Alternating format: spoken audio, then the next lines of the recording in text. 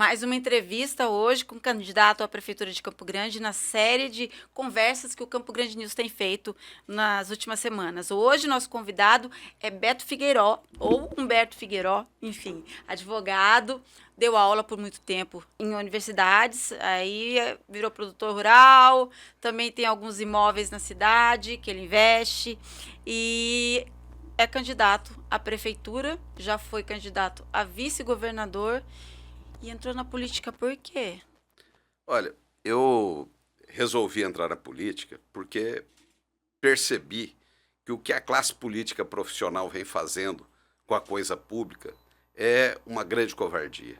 A classe política, de uma maneira geral, ela se preocupa muito mais em se perpetuar no poder do que cumprir as propostas que ela diz estar disposta a fazer. E quem paga o preço mais caro são nossas crianças. Nós estávamos falando antes de começar aqui a entrevista, como que a gente percebe isso? Ora, hoje nós temos um apagão de mão de obra. Nós temos um Estado extremamente rico, mas que não consegue fazer com que essa riqueza se transforme em conhecimento. E as gerações estão sendo condenadas, anos após anos, a terem um subemprego, por conta da ausência de preocupação, da ausência de um olhar verdadeiramente amoroso com o semelhante. Mas hoje a gente está falando aqui do município. O município ele é responsável pela educação Sim, básica, né? Pois é, principalmente. E é um grande problema, né? Falta de vagas em e-mails, que Sim. é onde tudo começa. Mas antes de eu entrar muito nessa Sim. história do plano de governo e do que o Pois senhor não. propõe para Campo Grande, eu queria conhecer melhor Pois o não. Beto Figueiró, que eu conheço pouco e eu acho que o eleitor conhece menos ainda, né? A maioria do eleitorado conheceu o senhor no primeiro debate, que o senhor já chegou causando ali. O senhor veio para ser nosso Pablo Marçal, é isso? Não, O senhor não, quer causar? Não, de forma alguma. Aliás, eu estou nessa trajetória muito antes do que o Pablo Marçal. E acho que o Pablo Marçal é um grande brasileiro, é um bravo da direita, e que tomara que surjam mais Pablos Marçais aí pelo Brasil. Só para informar, candidato a prefeito em São Paulo. Inclusive, lá em São Paulo, eu não votaria nele se eu estivesse em São Paulo, porque lá nós temos uma grande representante do Partido Novo, que é a Marina, que está candidata, que foi da equipe do Paulo Guedes, que é uma mulher incrível, absolutamente competente na área econômica e uma corajosa. Mesmo amamentando, ela não fugiu à luta. Continuou a campanha, dando conta do filho e levando os princípios que norteiam o Partido Novo na candidatura para São Paulo. O senhor já trocou 3 vezes de partido, é isso? Pois é, o partido no Brasil... E agora está no Novo desde 2024. Exatamente. Eu fui presidente do Partido Democracia Cristã e na última eleição nós queríamos seguir o Bolsonaro, apoiá-lo incondicionalmente. Só que aí o presidente da Democracia Cristã declarou que seria candidato a presidente. E aí a nossa proposta ficou incompatível. E eu busquei o partido PRTB e fui muito bem recebido e vim como presidente do partido. E aí, para que o Contar tivesse conforto para ser candidato ao governo do Estado, eu compus com ele e entreguei a presidência do partido. E agora o senhor se coloca como o real candidato de direita. É o único, inclusive, né? é o único. O único candidato de direita. Nesse debate, o senhor disse, inclusive, falou que a Camila Jara é a única comunista, né? Que foi de vermelho e tal. Não, a única autêntica, a única pessoa de esquerda que reconhece, que assume a vermelhidão da sua trajetória. Porque os outros candidatos são todos de esquerda. O do PSDB, o Beto Pereira, ele é do Partido Comunista Brasileiro, atual Cidadania, que fez uma federação com o PSDB, que é o Partido Socialista Brasileiro. Então, esse apoio que o Bolsonaro deu para eles, para mim é espúrio, sem propósito, deslocado. Tanto que você percebe no Bolsonaro um desconforto muito grande para falar da candidatura do Beto Pereira. Mas isso fez o senhor perder um pouco a fé no Bolsonaro? Ou... Não, na verdade, eu não Ou vê reconheci. que é um jogo de xadrez aí? Não, eu não reconheci meu presidente. Fiquei triste. Acho que isso aí se deve por conta da interferência do Valdemar da Costa Neto, que é uma pessoa que eu tenho um verdadeiro repúdio pela maneira dele fazer política. É um homem que, inclusive, já foi preso por conta do maltrato da coisa pública, e é uma pessoa que não me inspira em nada, ao contrário, é um modelo a não ser seguido. Então eu acho que o Bolsonaro está dentro de uma arapuca que ele se meteu, que fica uma incompatibilidade gritante entre a sua história de libertador, sua história de inspirador da direita, com um projeto menor, um projeto tacanho, um projeto de esquerda, e aqui essa verdadeira balbúrdia. O bolsonarismo, com aquela pujança, com aquela força, com aquela hipertrofia toda que nós conhecemos na última eleição, agora sendo apequenado com uma candidatura que não pode ser reconhecida. Se você for parar para pensar também, Tereza Cristina está com a prefeita Adriane Lopes, Beto tem o apoio do Bolsonaro. Pois é, mas... o senhor também é de direita, isso não acaba... Mas a Tereza Cristina, com todo respeito que eu acho que ela merece, pela parlamentar que ela foi, pela ministra que ela foi, ela não consegue se dissociar da sua origem. Ela é PSDBista, ela vive com o Riedel, ela vive com a Zambuja. Eu acho até que ela no mínimo, deu muita má sorte para a prefeita. E a prefeita votou no PT, pediu voto para o PT nas últimas eleições. Então, como que a gente de direita vai conseguir caminhar com uma candidata que ela, o casal Lopes, ela e o marido, pediram voto para o PT nas últimas eleições? E Rose Modesto não é diferente. Rose Modesto, se você for lá dentro do núcleo decisório da campanha dela, são todas pessoas de esquerda. Tem gente do PT em todos os graus dentro da campanha dela que são de verve comunista, de verve esquerdista. Então, a candidatura do Partido Novo é a única que pode ser dita com todas as letras. Somos de direita e temos um partido que nos ampara e nos endossa. Agora, vamos parar de falar dos outros? Sim, vamos lá. Vamos falar do senhor? Pois não. O senhor nasceu aonde? Eu nasci na 14 de julho, esquina Cantor Maria Coelho. Impossível ser mais campograndense do que eu. Mas como foi a história da sua família? Chegaram aqui? Olha, quando? Recentemente, dois primos meus, o padre Tiago Figueiró e o Ricardo Maria Figueiró, reescreveram uma história. Fizeram uma pesquisa sobre a Fazenda Cabriúva, que ela fica exatamente onde fica o bairro. Onde é o bairro. E de uma das primeiras cartas que o fundador José Antônio Pereira mandou para Minas, chamando o compadre dele para vir, ele faz menção ao rodeio de gado da fazenda do meu bisavô. Opa! Que era a Fazenda Cabriúva. Ou seja, já estava aqui antes? Já estávamos aqui no estado, aqui na Fazenda Cabriúva, às margens do Segredo, antes do fundador chegar, né? E, por lado de mãe, eu sou libanês, minha família é Abu Saf, e a gente veio na primeira leva de colonizadores e imigrantes libaneses.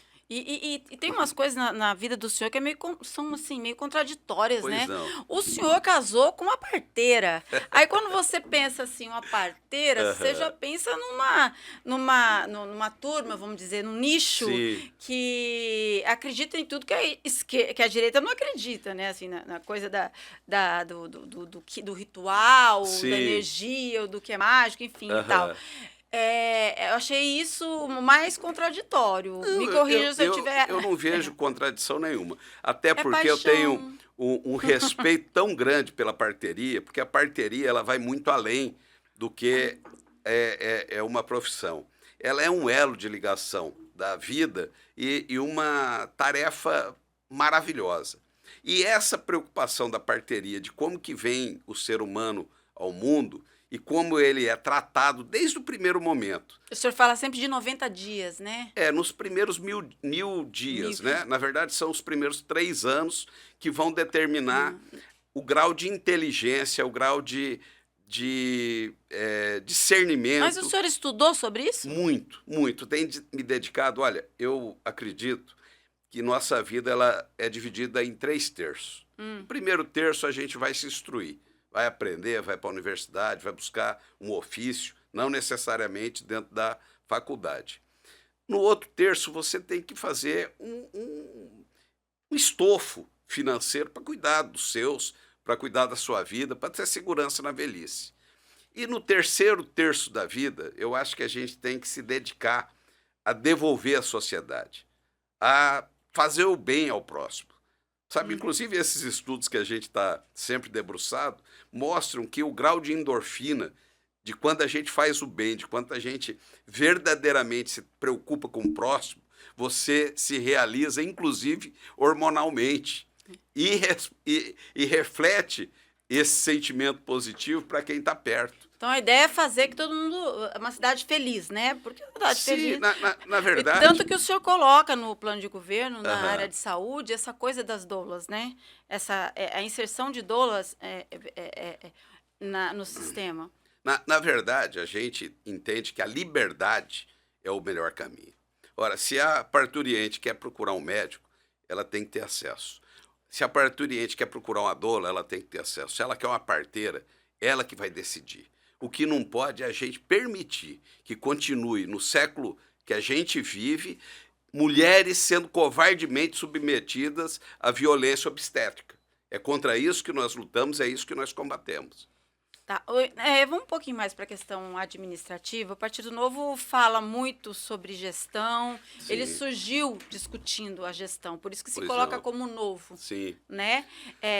O senhor fala de um comprometimento com a população de Campo Grande, Sim. ao mesmo tempo fala em reduzir impostos e Sim. fala em investir. Aham. E como se consegue fechar essa conta? Primeiro, acabando com a corrupção, que é endêmica. E como se acaba a corrupção se a gente vive num sistema de décadas, Ora, desde a República? Isso tem que ter fim. Porque Nós tivemos o desde o exemplo. Império. Tivemos um exemplo do Bolsonaro que não roubou e não deixou roubar. E os números atestam isso.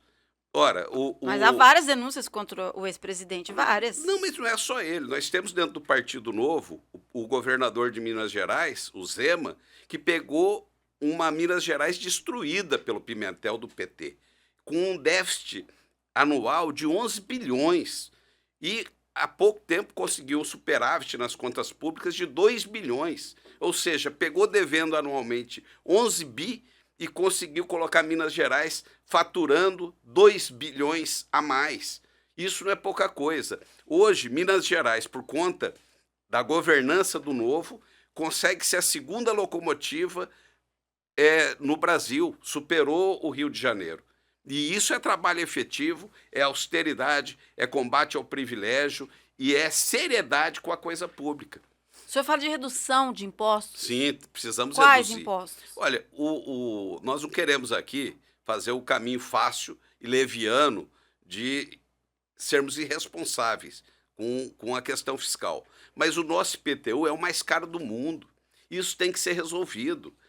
Se a gente tirar o que essa prefeitura está fazendo atualmente, de colocar um exército de cabos eleitorais pago com dinheiro da população, com dinheiro do contribuinte, de cena, a gente de cara já tem um alívio imediato para as contas públicas. O que o senhor acha dessas parcerias que se arrastam há muito tempo, como consórcio Guaicurus e Solurb? Sabe o que acontece? Quando a gente tem que fazer justiça, não é de agora.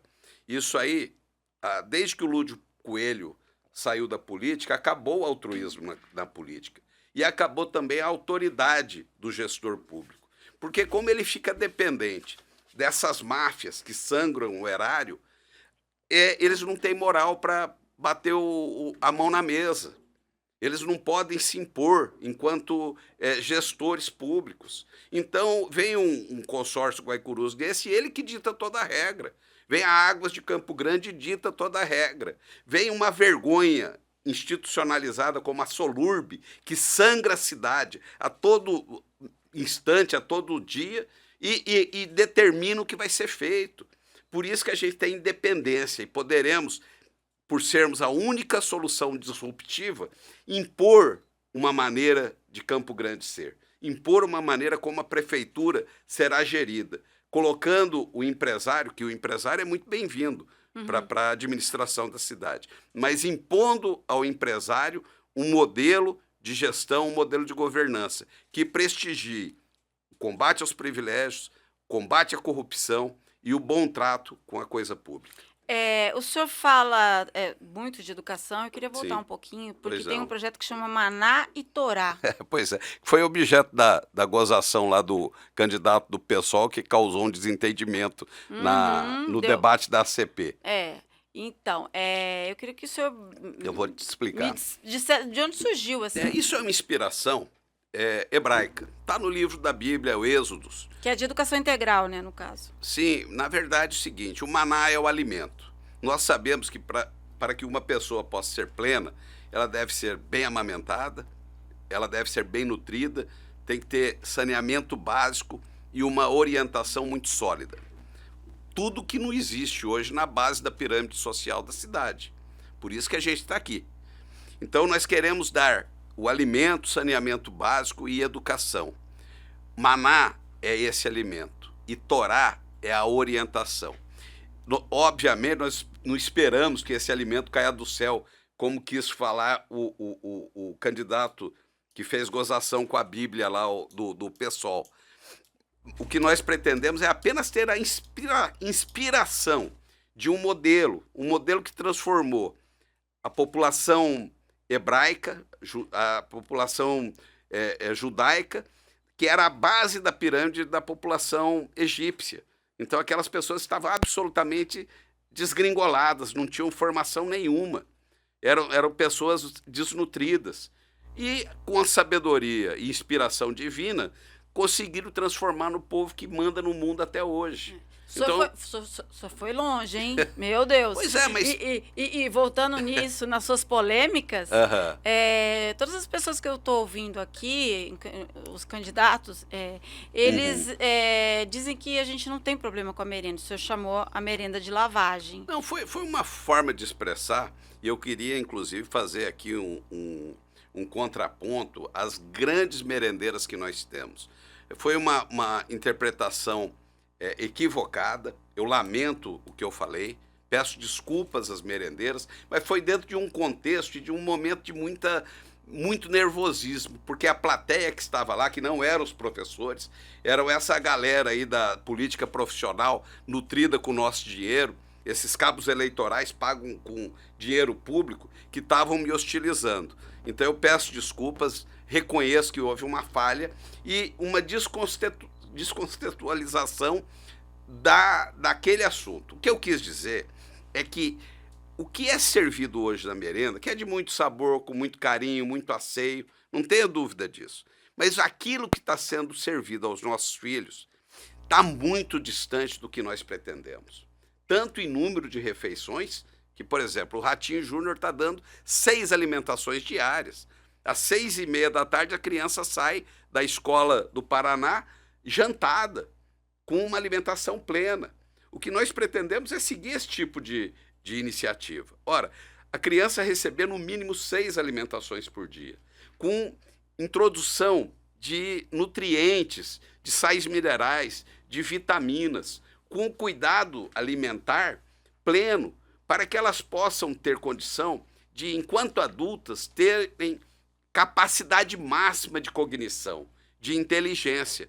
E se não tivermos esse tipo de atenção com os nossos filhos, se não tivermos dentro daqueles famosos 1000 dias a partir do nascimento, esse olhar absolutamente amoroso com os nossos pequenos, nós estaremos condenando gerações e gerações a serem subempregados, a não terem futuro, a terem uma possibilidade nesse mercado cada dia mais exigente, limitada. E é por isso que a gente está na política, porque queremos assumir a responsabilidade, chamar você também, da sociedade, a compartilhar essa responsabilidade, que não é só nossa, não é só de quem está dando a cara a tapa para a política, é de todo mundo que percebe que hoje um jovem de 20 anos, 18 anos, não tem a mínima capacidade de operar máquinas mais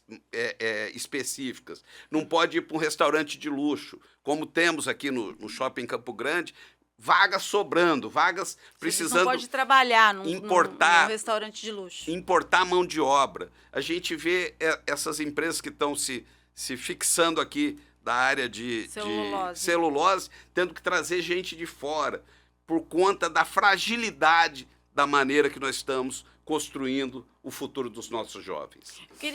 Nossa conversa está bem bananada, né? Uma hora a gente fala uma coisa, Pois daqui a pouco a gente vai para outra. Eu vou ao vai pra sabor outra. da entrevistadora. A gente está batendo um papo, né? Claro, está muito agradável, inclusive. E eu queria que o senhor falasse um pouco sobre quais são os seus valores.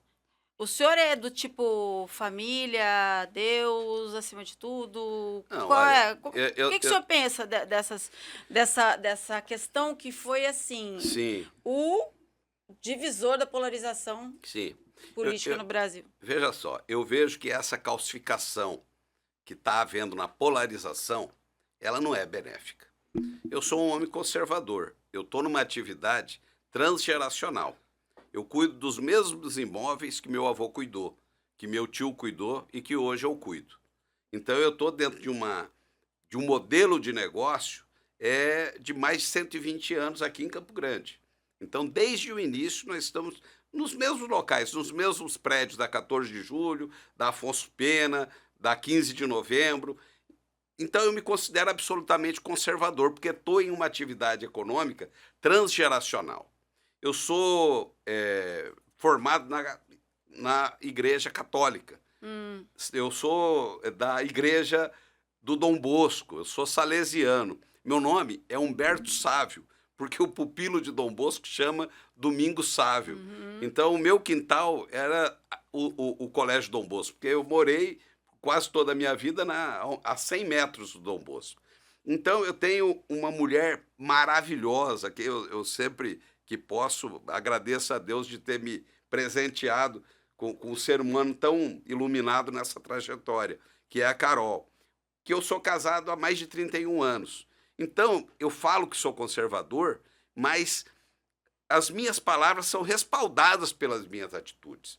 Porque falar Deus, pátria, família e ter 4 mulheres, ter amante, ter uma vida desregrada, é muito fácil. Agora, falar e ter atitude que mantenha o mesmo pensamento já não é tão comum de se ver. E eu tenho agora, nesse momento, que eu estou vendo a barbaridade que o bolsonarismo está provocando no Brasil. Sabe, a gente da direita ficou um pouco desnorteada.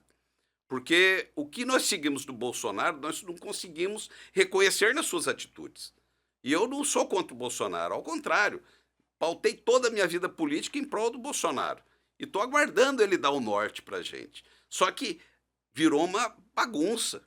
Virou, por exemplo, o que está se fazendo com o Pablo Marçal lá, uma covardia. O que o Bolsonaro fez com o Ricardo Salles é sem explicação. Um ministro absolutamente competente, ministro leal, fiel ao Bolsonaro, um ministro que tinha toda a força da juventude ainda para cumprir com o seu papel enquanto prefeito de São Paulo, foi preterido para se fazer o jogo sujo da política, para pegar um Nunes, para pegar um cara com um cheiro ruim de conchavos que a direita não aceita. Mas eu não acho que você pode ser penalizado pelo voto, ao mesmo tempo que o senhor se coloca como único direito e fala tão mal do Bolsonaro? Não, eu não estou falando mal, Tá estou falando constatando. mal. Não, mas eu defendo minhas posições. Se você que é de direita e não concorda comigo, não precisa votar em mim. Minha vida vai seguir igual.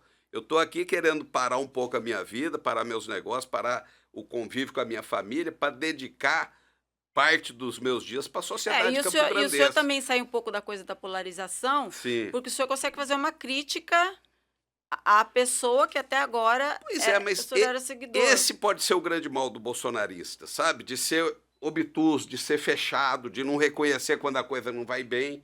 Se o político perder o senso crítico, perder a coragem de falar, a coragem de apontar o defeito, de pôr a mão na ferida, não faz mais sentido. Porque você ser bolsonarista por oportunismo, porque ele te sombreia um conforto ideológico e de urna, isso é uma covardia muito grande. Aliás, a gente tinha aqui no partido PL, que eu toda a vida chamei um partido de um partido irmão. E vi uma covardia absoluta serem feitas. Covardia com que foram feitas com os nomes possíveis e muito bons da direita, e desses caras também de se acovardarem e não virem para o enfrentamento. O senhor falou que tem 3 fases na vida, que o senhor acredita Sim. que são 3 fases na vida, né? Pois não. E a terceira seria de devolver para a sociedade Sem dúvida. aquilo que o senhor, como um privilegiado, né, Sim, sem diante de dúvida. tantas outras Sem dúvida. pessoas, teve durante toda a vida. E o senhor acha que esse momento da sua vida, os seus planos são de investir cada vez mais na política? Sim. E o senhor dá um passo, o senhor conseguiu uma concessão de uma rádio para Campo Sim. Grande, que a comunicação Sem dúvida. é um ponto muito importante Sem numa dúvida. carreira política.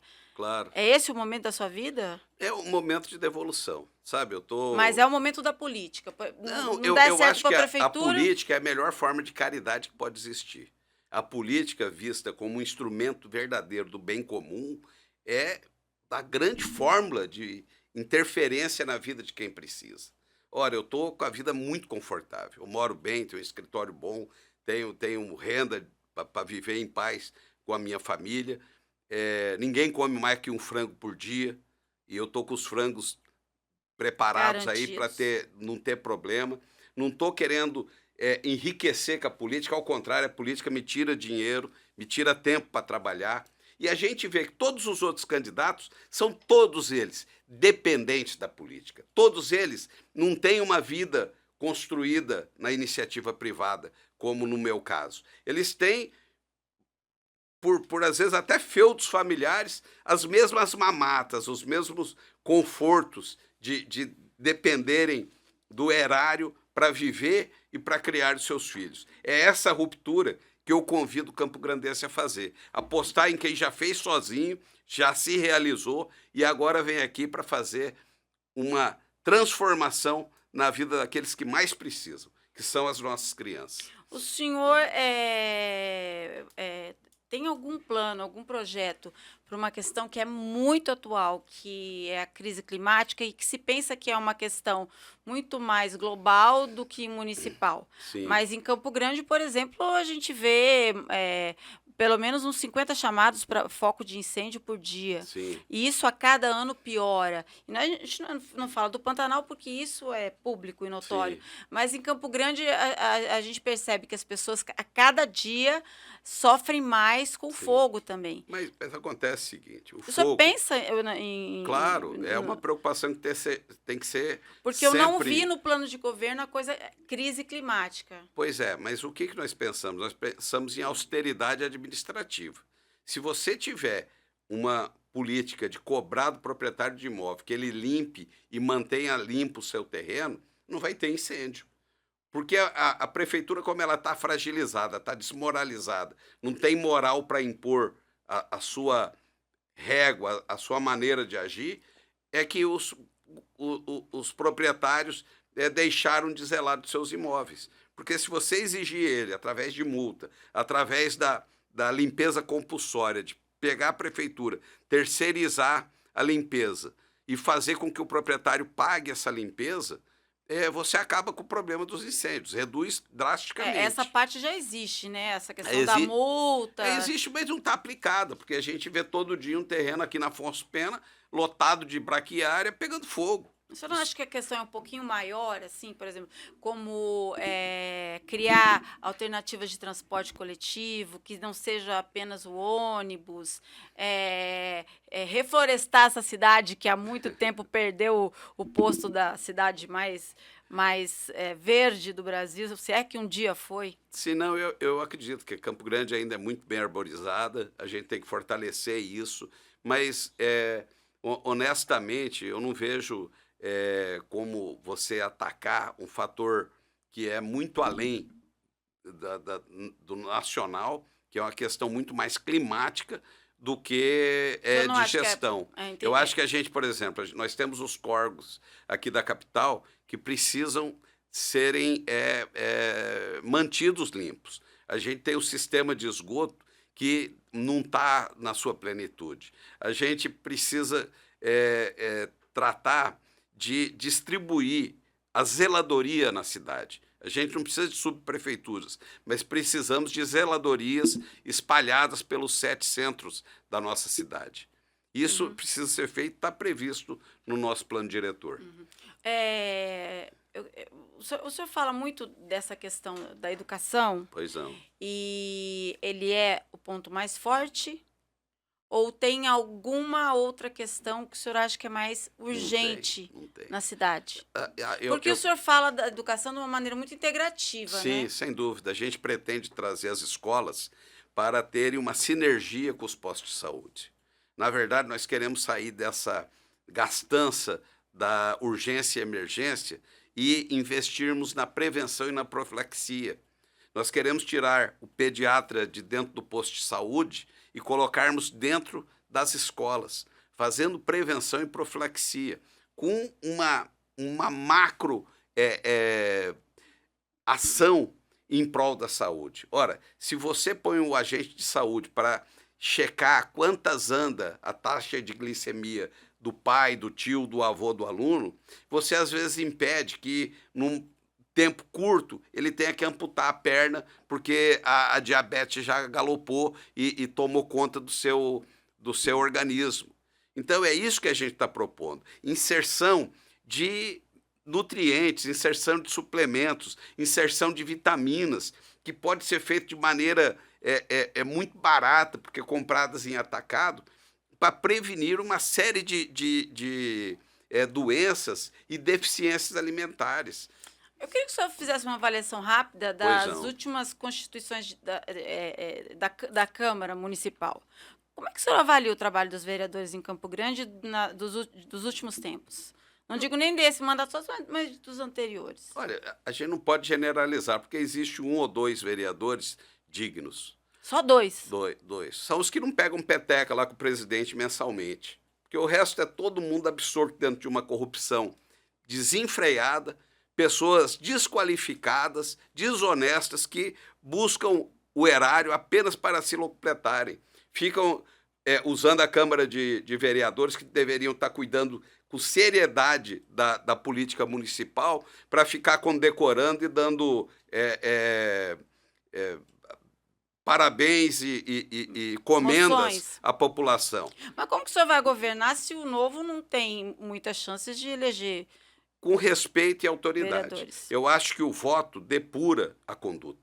Então, a partir do momento que a pessoa tem a representação dos votos que ela foi constituída, a gente tem uma condição de tratar com a liturgia que o cargo exige, com respeito, mas sem permitir que essa balbúrdia provocada pela política profissional se mantenha. A nossa Câmara é de péssima qualidade moral, péssima qualidade fiscalizatória, e que a gente quer muito que entrem vários candidatos agora do Partido Novo e vários candidatos com propósito, com um olhar verdadeiramente preocupado com o semelhante, para construirmos uma Campo Grande muito melhor. Eu acredito que vai ter uma renovação de mais de 70% nessa Câmara Municipal. Jogando alto. Tomara, estou torcendo. Beto Figueiró, eu agradeço por ter arrumado um tempo na agenda para vir conversar com a gente. Essa questão de administrar uma cidade, tem tantos assuntos, Sim, tem tantas questões para serem faladas, mas nós preferimos mostrar um pouco mais do ser humano, de quem é a pessoa, apresentar no que você acredita, no que o senhor acredita e nas suas prioridades.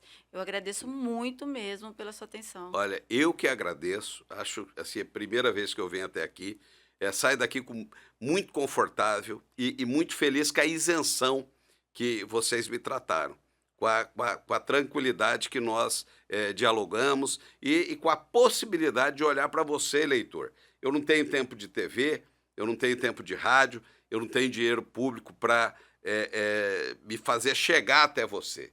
Mas com essas oportunidades você pode perceber que aqui tem uma boa nova, que aqui tem uma possibilidade concreta, disruptiva, de quebrarmos o paradigma da política profissional. Muito obrigado. Boa sorte para o senhor. Essa mesa é muito ruim, gente. Obrigado. Nossa, ele fez o óbvio, ele levantou. Vamos levantar. Boa sorte na campanha. Muito obrigado. E uma campanha de alto nível, hein? Sim. Que aqui nós não temos Pablo Marçal. Não, Pablo Marçal está longe de Campo Grande. Muito E eu obrigada. estou nessa há muito mais tempo do que ele. Muito obrigada mesmo. Eu que agradeço.